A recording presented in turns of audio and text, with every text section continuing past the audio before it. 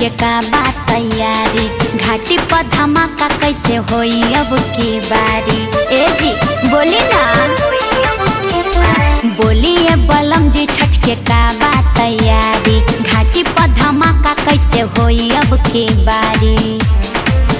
माथे दौड़ा लेके बोलिया सो के जाई है, अरे पूरा इंडस्ट्री आई हो। कैसे मथवा पर दौड़ा लेके पवन भैया जाई है। अच्छा कन्हिया पौखिया खेसारी जिले आई है। खेसारी जिले आई है, खेसारी जिले आई है।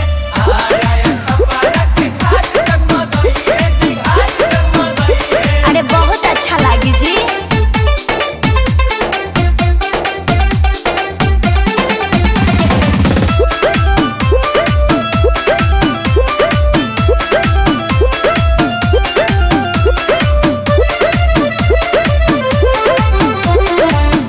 केलाई के रवा के घावत केलाई नसपतिया, केले आई डीजे झालर के सजाई घटिया। रवि किशन जी के रवाले आई है, निरहू जी घटिया सजाई है। आई बताइए छठी माई के या रघिया के दिवाई है। हरी हमार बाबूजी खुदे पंडित जी हमें हो। गैया के दूध लेके यहाँ समिसरा जी आई है। अच्छा चुनमुन बाबा या रखिया दिवाई है। पूरा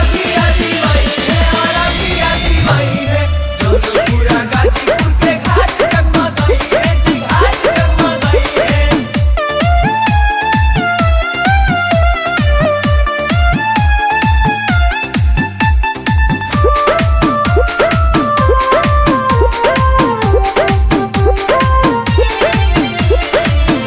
केलाई कलश पतियारी के कोसिया भरबाई हो, छठी माई के भाखल भारा बोली के उतरबाई हो। मनस्ती बारी जी कल सुपले आई है, अखिलेश जी कोसी भरवाई है।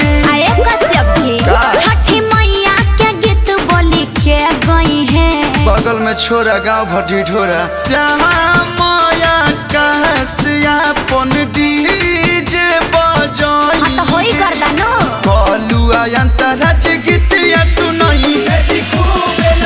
जिया एहे